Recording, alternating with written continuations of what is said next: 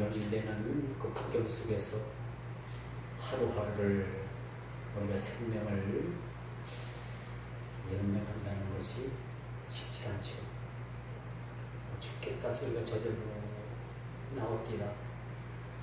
저는 죽겠다 소리는 안 했어요. 그래도 지금까지 참았습니다. 그런데 앞으로 날씨가 어떻게 되는지 모르겠어요. 근데 밤에도 에어컨을 틀지 않으면 잠을 설치거든요. 전기세, 물론 우리 교회는 이제 상업용이기 때문에 큰 타격은 없지만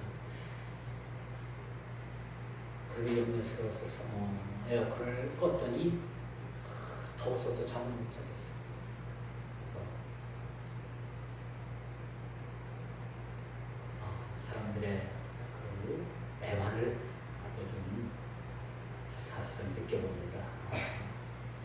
전기세 때문에 전기를 마음대로 틀지 못하는, 에어컨을 마음대로 틀지 못하는 사람들의 심정이 어떤가 라는 것을 생각해봐요. 이제 낮에는 혼자 있어서 낮에는 이제 이 교회 옵니다. 교회 와서 이제 기도방석 쫙 깔고 여기서 오전 내내 보내요. 시원하게 책도 읽고 기도도 하고. 근데 왠지 또 졸려요. 졸리면 또 잠이 있다. 잠은 1시간을 그냥 훌떡 치는 거야. 근데 그 잔지 얼마 되지 않는 것 같은데 눈 붙였다 딱 뜨면 1시간 이상이 훌떡 가더라고요. 이 성전이 여러분 잠 안 오는 분들은 와서 한번 낮에 한번 주무시는 것도 괜찮아요. 잠이 참 잘 오더라고요. 이 에어컨을 틀지 않아도 너무너무 시원해요. 그래서 여러분은 피서지가 따로 없다. 교회에서 이렇게 보내는 것도 괜찮겠다. 그런 생각을 가지고 있습니다. 어쨌거나 이 여름의 더위가 얼른 좀 지내가고 선선한 바람이 불어서 우리 생활이 조금 어려운 게 없었으면 좋겠다는 바람으로 제가 여러분들에게 말씀의 천국에서 말씀을 드리고 왔습니다. 현존하는 세계는 다양성을 가지고 변화가 찾아오고 있습니다.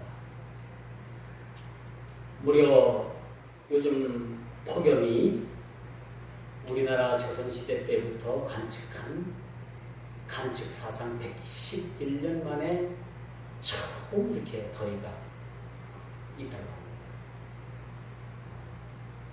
우리나라 기상관측소의 모든 기록을 뛰어넘는 것이 바로 올해입니다.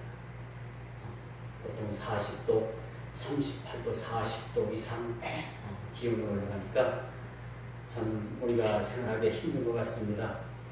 그래서 이 현존하는 세계는 다양성을 가지고 모든 변화가 일어나고 있습니다. 이런 변화에 우리가 대처하지 못한다면 사실 우리가 마지막 다가오는 이 대환란도 어떻게 지내야 될까라는 것을 고민하지 않을 수가 없다는 거죠. 시대마다 일어나는 역사적 이슈가 다르듯이 환경 파괴로 인해서 지구의 온난화가 지금 가속되고 있다는 사실이죠. 남극의 빙하는 1년에 녹아내리는 그 양이 엄청나다고 합니다. 얼음이 녹아내리니까 그곳에 사는 모든 동물들이 위협을 느끼게 됩니다. 북극의 고우들도 위협을 느끼게 되고 여러 이 빙하가 녹음으로 인해 가지고 지구의 온난화가 지금 가속되어지는 그런 상황을 우리가 맞이하고 있습니다. 이런 일련에 우리는 징조들을 우연으로 치부하기에는 요즘 인간도 단순하지 않다라는 것을 우리가 깨닫게 됩니다. 전에는 그래도 한낮에 그늘 밑에 들어가면 시원한 느낌이 있었어요. 요즘은 그렇지 않아요.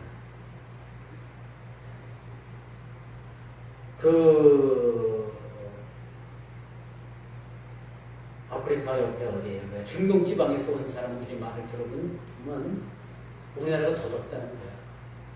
이 중동 지방은 50도, 60도까지 올라가지만 습도는 별로 없어요. 그렇기 때문에 끈적끈적한 것도 없고 오히려 더위는 여기에 더 심하다. 참지 못할 정도로. 막 습도는 높아가지고 몸은 끈적거리지, 나는 내 온도는 그냥 올라가지. 그러니까 그쪽에 살던 사람들도 지금 한국이 더 덥다고 얘기를 합니다. 참 요즘 날씨를 보면서 저는 그런 생각을 해요. 마지막 때가 되면 그 태양이 더 뜨거움을 발해가지고 많은 사람들을 태울 것이라는 것을 말씀을 통해서 우리가 저 지난주에 상고해 보지 않았습니까? 태양도 화가 납니다. 하나님께서 태양의 모든 시스템을, 동작을 혼란시켜요. 여러분, 날씨가 더우면은 온갖 과일들이 다 잘 익을 것 같지만은 날씨가 너무 더우면요, 과일도 익질 않습니다. 익는 게 수준을 떠나가지고 그 태양에 어떻게 데이는 거죠, 데이는. 포도가 잘 익을 것 같아도요, 포도가 어느 정도 고온 이상 고온이 올라오게 되면 포도가 익질 않습니다. 익질 않아요. 익지 않고 잎만 떨어집니다. 그럼 그 포도밭은 그 한 해 농사 망치는 거죠. 모든 것이 다 적정해야 된다고 봅니다. 그러나 요즘 1년에 일어나는 이 징조들을 바라보면서 저는 그런 생각을 합니다. 이것이 마지막 징조의 전조국이 아니겠는가 라는 것을 여러분 생각해 볼 수가 있습니다. 이제 이러한 생태계 변화뿐만 아니라 지구의 존립마저도 위태하게 하는 이 원인이 무엇인가라는 것을 우리가 한번 인식해 볼 필요가 있다라고 말씀드릴 수가 있겠죠. 그러므로 여러분, 이제 세속 질서는 무너집니다. 새로운 질서가 재편될 날이 다가오게 된다는 거죠. 지금까지 저와 여러분들은 요한계시록 이 묵시록을 강의하면서 뭘 가지고 싸웠습니까? 어떤 내용을 가지고 싸웠어요? 7 인봉에 대한 재앙을 가지고 지금까지 우리가 싸웠습니다.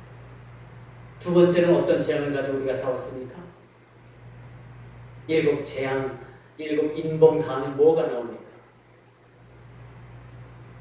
생각이 안 나요? 7 재앙 다음에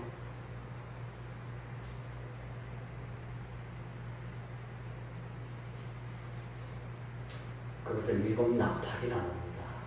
7 나팔이 부러질 때 각종 하나님께서는 천사들을 통해서 심판하게 되는 그런 무시무시한 말씀을 저와 여러분들이 한번 간접적으로 경험을 했죠. 또 세 번째, 이제 마지막에는 어떤 재앙이 말씀을 통해서 우리에게 말씀을 주고 있는가? 7 대접이, 7 재앙의 대접이 한 대접 한 대접 쏟아질 때마다 하나님의 진노의 심판이 그렇게 임하는 모습을 우리가 봐왔습니다. 이제 오늘 말씀의 19장은 7 마지막 그 재앙이 이제 다 끝나고 새 하늘과 새 땅이 그렇게 펼쳐지는 그러한 말씀을 우리가 대하고 있죠. 그래서 여러분, 지금까지의 세속 질서는 무너지고 새로운 질서가 재편되게 된다는 사실을 오늘 천사를 통해서 사도 요한에게 말씀이 그렇게 임했다는 사실을 우리가 보게 됩니다.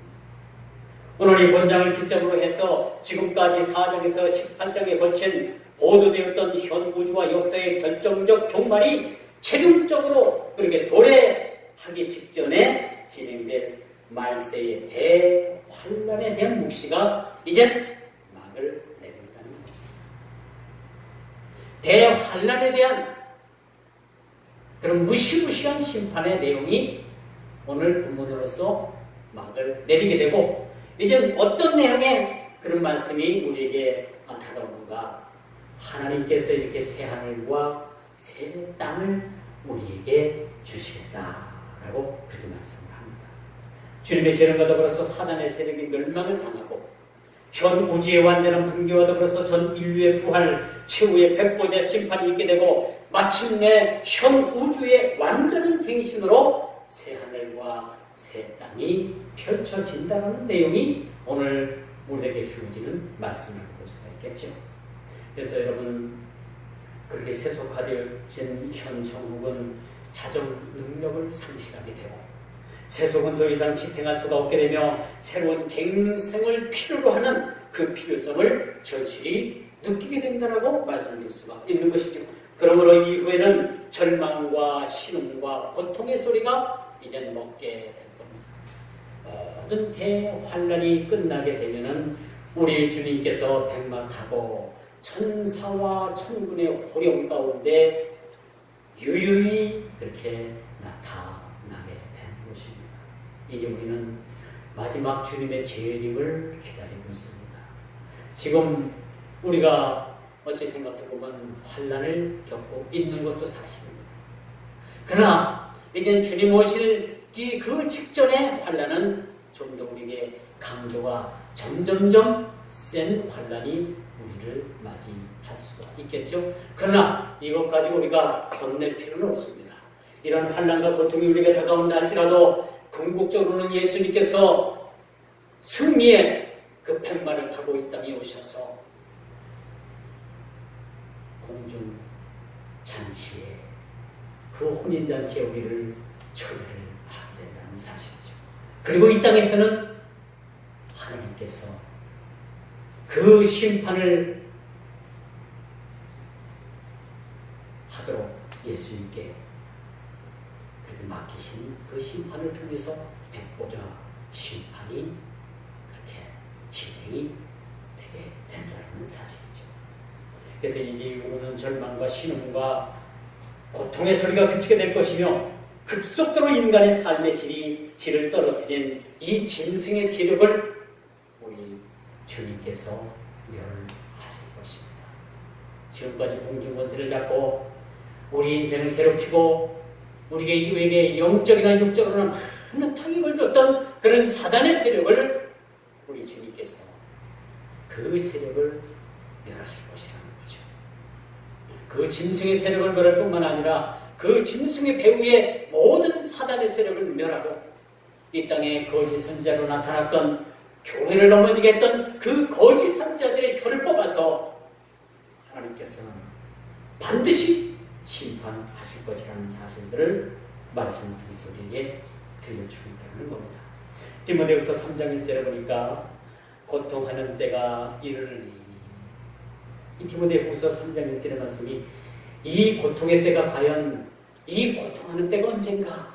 바로 이 고통하는 때가 현 시대를 살아가는 우리에게 있어서의 이 시대가 아닌가? 라는 말씀을 드릴 수가 있습니다.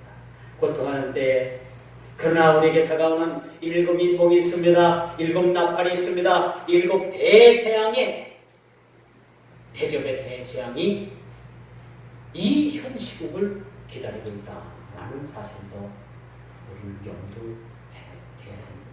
이미 우리는 말씀을 통해서 이 7재앙, 7장, 3단위에 거치는 7재앙을 선언적으로 경험을 했습니다.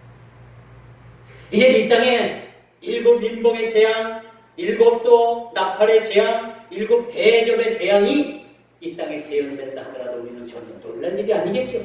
왜? 말씀을 통해서 우리는 다 선언을 했던 거예요. 말씀을 통해서 그 무시무시한 일들이, 그 심판이 이루어진다는 것을 우리는 미리 알고 있기 때문에 대비하고 준비할 수가 있다는 사실이죠. 이젠 이런 7 인봉의 재앙, 7 나팔의 재앙, 7 대접의 재앙이 지난 후에는 곧바로 2 짐승이 멸망으로 그들이 멸하게 될 것이고, 또 그 2 짐승뿐만 아니라 거짓 선지자가 잡혀서 최후의 심판을 받을 수밖에 없는 상황을 우리는 기억해야 됩니다. 하나님께서는 이를 통해서 또한 신천 신지를 도래하기 위해서 이런 일련의 과정을 우리에게 주신 거죠. 왜 환란을 우리가 맞이할 수밖에 없을까? 대환란이 7년 정도 일어나게 되는데 전반기 3년 반 우리가 견딜 수 있지만은 후반기 3년 반은 너무나도 힘들기 있기 때문에 잠시 잠깐 하나님께서 우리를 어디로 피신시켜 줄 것 같아요. 그때가 우리 주님 재림하셔서 공중 혼인잔치에 우리를 참여케 해주고 온 구원받은 몇몇 백성들을 일시에 휴거시켜서 거기서 3년 반 동안을 지냈다가 3년 반에 이 지구의 그 대환란이 끝나면은 이 땅에 같이 주님과 더불어서 천년 왕국을 이루고 영원한 처소에 우리를 하나님께서 이끌어 가신다는 그런 천년설을 우리가 주장할 수도 있지만 이미 무천년설로 세상은 그렇게 흐르고 있습니다. 천년왕국이 예수님께서 오셔서 천년왕국을 이루시는 것이 아니라 이미 예수님께서 이 땅에 오신 날짜를 기점으로 해서 천년왕국이, 천년이라는 세월이 이것이 차고 나면 이 땅에서 더 이상 천년은 없고 곧바로 하나님 새하늘과 새 땅이 이루어질 것이라는 역사적인 역사학자들의 주장을 우리는 살펴봅니다. 여러분, 이 천년설이 되는 건 전천년설, 후천년설, 무천년설, 역사적인 전천년설, 이것은 어느 것을 취하든지 아직은 우리가 이것을 가타부타 말씀을 드릴 수는 없습니다. 이것은 지나봐야 아는 일이겠죠. 자, 이제는 우리가 천군과 천상의 군대가 함께 주님의 재림을 목도하게 되면서 이제 이 지구상에 존재하는 많은 성도들의 원하는 바, 꿈꿔 온 바, 우주의 구원을 통해서 바라던 바 모든 장면들이 이루어지게 될 것입니다. 우리 그리스도인들의 소망이 이루어지는 찰나이기도 하지만 마치 그림으로만 보아오던 현실 속에서 이루어지는 감격, 예수님의 재림, 천년 왕국, 또한 새하늘과 새 땅을 우리가 곧 맞이하게 된다는 사실입니다. 그래서 모든 고통하는 고통과 역경을 우리가 이길 수 있는 것은 주님의 재림을 고대하고 있기 때문에 우리가 지금까지 견디고 지금까지 우리가 참아올 수가 있었다는 것이죠. 자, 어린 양의 혼인잔치가 베풀어지고 이에 맞춰서 6절부터 10절의 내용은 하나님에 대한 찬양과 더불어서 이제 오고 가는 세대를 거쳐서 하나님께서 택하신 모든 성도가 회개와 중생을 통해서 구속의 공로를 힘입어 천국 백성으로서의 삶을 누리게 될 것이라 라는 것을 오늘 본문은 우리들에게 그렇게 기록해 주고 있는 것입니다. 모든 것이 그냥 되는 것은 없어요. 우리가 참고 인내하고 고통 가운데서도 주를 바라보고 우리가 꿈꾸고 우리가 그림 그려오고 우리가 바라고 우리가 소망하는 일들을 우리 주님께서 새하늘과 새 땅을 우리에게 주심으로 말미암아 이 모든 일들을 꿈이 아니라 현실로 이 모든 것을 우리에게 임하게 해주신다는 사실들을 믿으시길 바랍니다. 오늘 말씀의 골자가 바로 그런 이야기예요. 이젠 새하늘과 새 땅이 도래될 때는 더 이상 우리에게 슬픔도 없고 우리에게 눈물도 없고 아픔도 없고 병은 갈 일도 없고 속 썩을 일이 없다는 사실을 우리에게 가르쳐 주고 있습니다. 그래서 순결한 신부의 승리는 부패하고 거짓된 교회 바벨론의 멸망을 규정사실화 하지 않았습니까?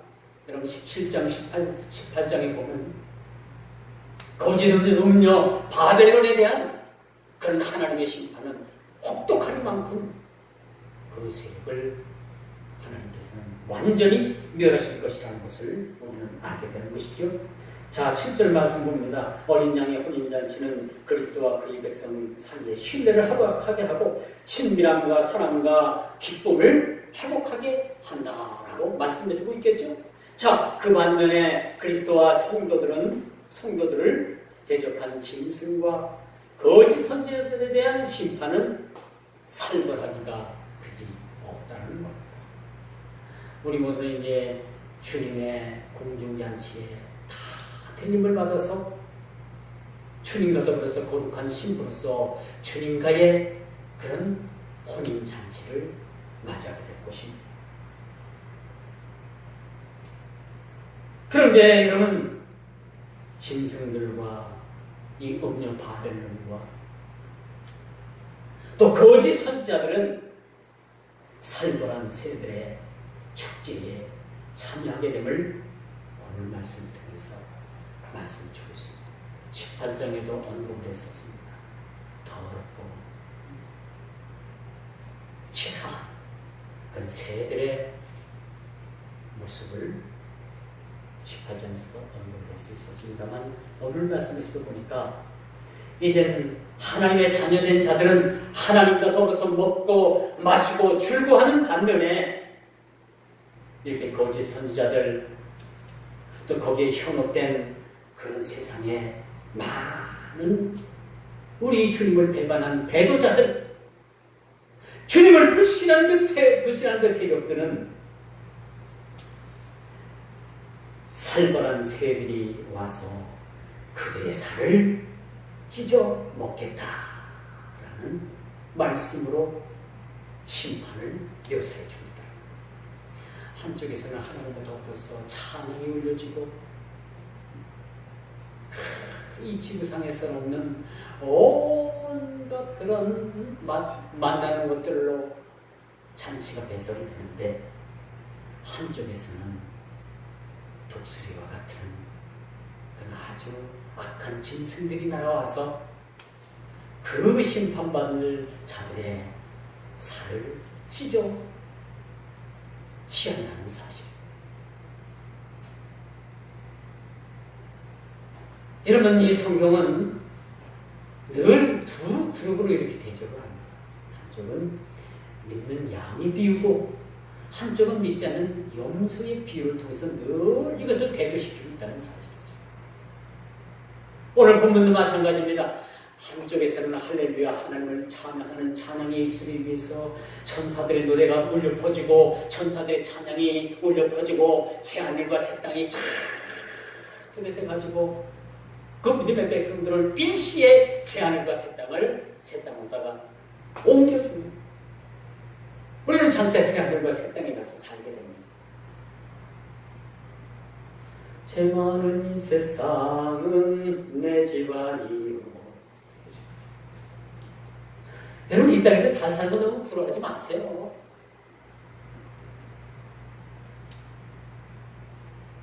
그렇게 두려워할 필요 없어. 천국 가면 여러분, 이 땅에서 보지 못한, 듣지도 못하는, 표현할 수 없는 그런 환경에서 우리가 살아가고 있는 거예요. 거긴 죽음도 없고 슬픔도 없고 눈물도 없고 괴로움도 없고 고통도 없는 그러한 새하늘과 새 땅이 우리에게 준비되어져 있다는 거예요. 이제부터 계시록은 뭘 말하느냐? 주 예수여 오시옵소서. 또 이기고 이기는 자들에게 하나님께서 새하늘과 새 땅을 준비해 주셨다는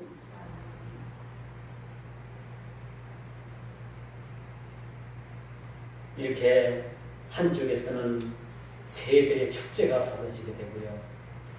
한쪽에서는 하나님과 더불어서 영원히 즐거워하는 딱 고사성어 네 자로 영생복락을 줍니다. 영생복락. 할렐루야.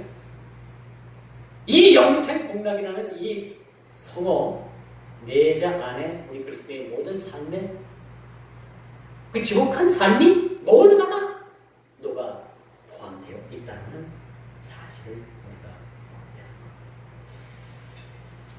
봅니다. 엊그제 유튜브를 보니까 유튜브에서 영상을 보니까 이 독수리가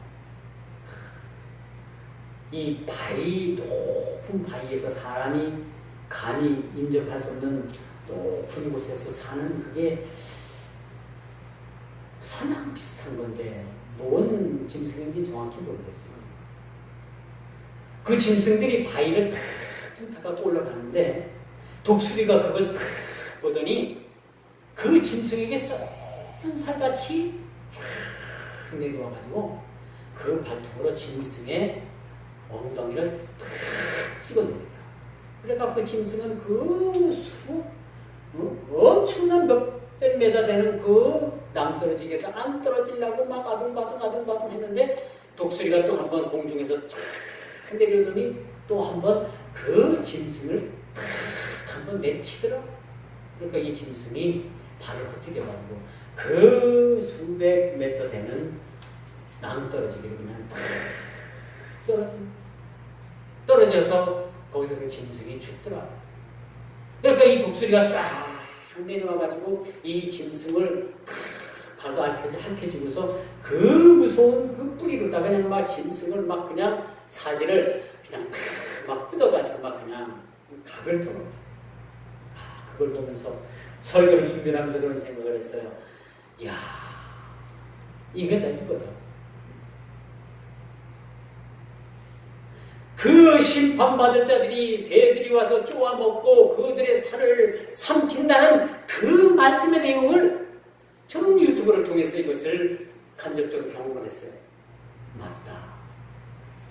그 새들이 와서 쪼아먹는다는 것은 독수리 이상의 아주 악한 그런 독한 독종의 짐승들이 와가서 짐승의 새들이 와가지고 그들을 쪼아 먹겠구나.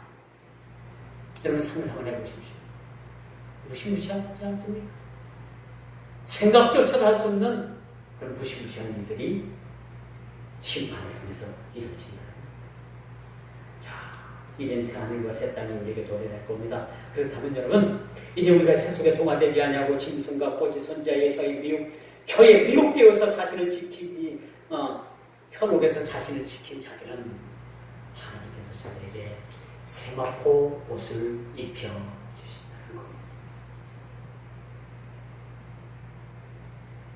하얀 옷을 입으면 여러분 엄청 조심해야 돼요. 왜 그래요? 혹시 뭐가 묻으면 안 될까봐, 그치? 아무데나 앉지 않죠.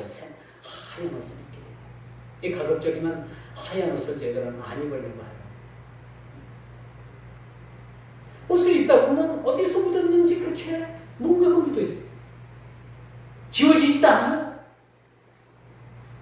근데 여러분, 이 흰 세마포 옷은 왕마다 그 빛이 쫙 흘러가고, 이 세마포 옷이라는 것은 하나님의 연회장에 하나님께서 잔치를 베푸시는 그러한 파티에 초청되어지는, 초청받을 때 입는 옷입니다. 여러분 뭐 1년에 한 번씩 그 영화 대종상 시상식을 할 때 뭐 관련되는 배우들을 쫙 추천을 하고 레드 카펫을 쫙 깔아주잖아요. 그렇죠? 그러면 거기 각종 배우들이 뭐 그냥 거의 다 드러냈어요. 어떤 분들은 다 드러내고 젖꼭지만 가렸더라. 그걸 패션이라고 이거 나와가지고 아이고 뭐 강단이 산 얘기는 아니지만은 뭐 그게 최고의 인기를 누렸던 그 패션이래. 그래서 본 기준에 의해서 그게 최고의 패션인가 그런 생각도 해볼 수 있겠지만, 이제 우리 주님께서 우리를 그 연회장으로 초청할 때는 레드카펫이 쫙 깔게 될 거고, 우리가 빛나는 세마포 옷을 입고 우리 주님 앞에 다 서서 승리의 잔을 우리가 기울이게 될 것입니다. 할렐루야. 얼마나 감격스럽습니까? 이래도 여러분 요한계시록을 읽어보면서 무섭다, 난 이런 소리 안 듣겠다, 그런 분들이 있어요? 아니요. 요한계시록은 무서운 그런 우리에게 주는 말씀이 아니라 새하늘과 새 땅, 이제 우리에게 희망을 주기 위한 그런 말씀이라는 사실을 우리가 알게 되는 거죠.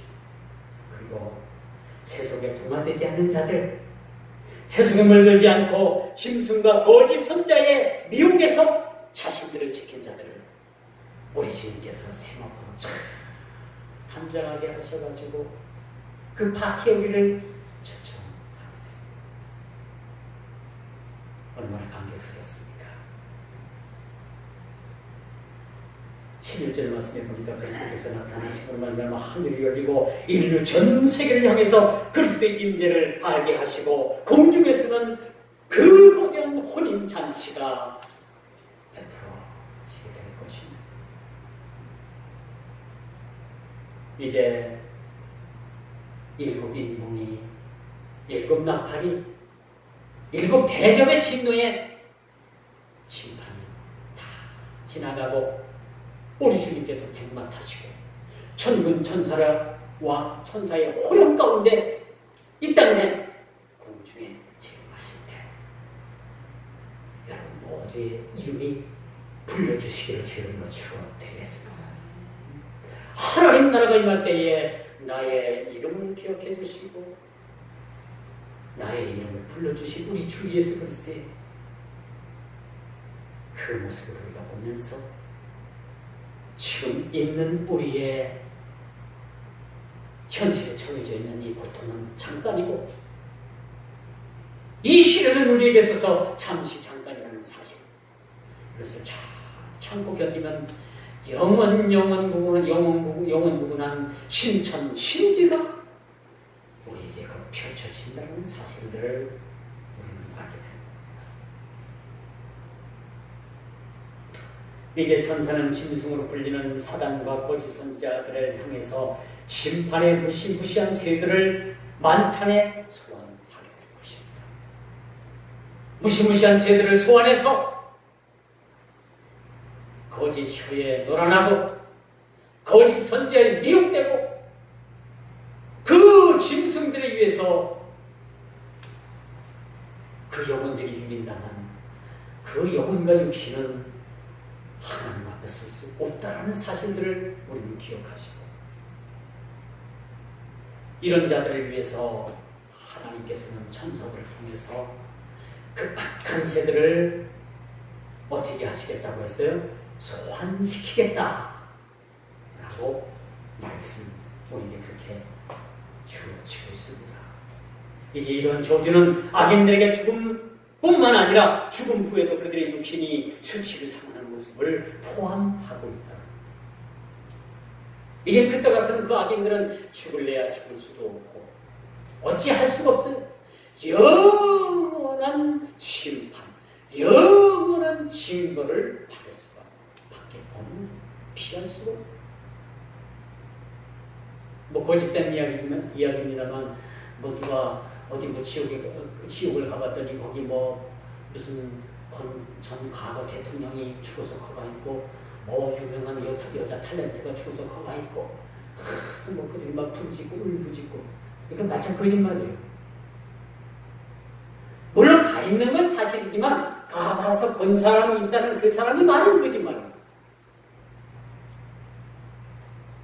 그렇기 때문에 저희 시골 교회, 고향교회가 일대 소동을 겪었어요.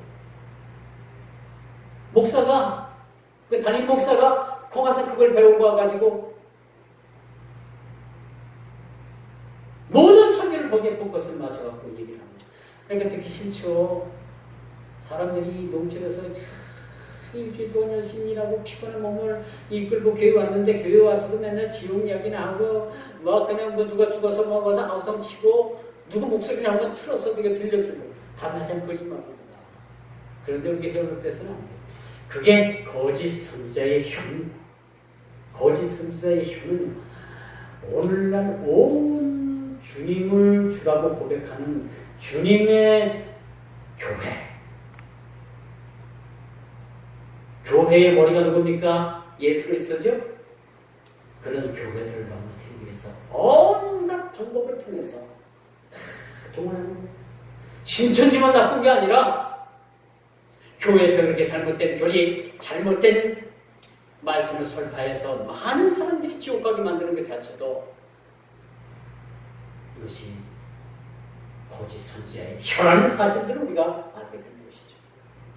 그래서 그리스도를 대적하는 모든 그 무리들을 향해서 우리 주님께서는 결코 그 심판을 미루지 않으실 것입니다. 그리스도를 대적한 우리에게는 존귀한 장례를 치르는 대신에 그들의 몸은 세대를 위해서 삼킴을 받고 찢김을 당하게 된다는 사실들을 우리가 깨닫고 영혼의 파멸이 이르게 되고 그들은 영적으로나 육적으로나 영원히 꺼지지 않는 불못에 들어가서 영원한 심판을 면치 못한다는 사실들을 우리가 깨닫고, 여러분 그리스도 안에서 승리하는 우리 모든 삶, 환난을 이기고 남은 자, 이러면 성경의 계시록에도 보면 누누이 말씀을 합니다. 이기는 자, 이기는 자, 이기고 또 이기고 이기고 이기는 자. 그래서 남은 자들에게 하나님께서 영원한 신천 신주인 새 하늘과 새 땅을 우리에게 주신다는 약속, 우리에게 허락하셨다는 사실들을 우리가 믿고 생명 되신 우리 주님을 우리가 끝까지 믿고 생명의 멸관을 우리 모두가 얻어 쓸 수 있는 거룩한 주의 백성들 되기를 주님의 이름으로 축원하면서 말씀을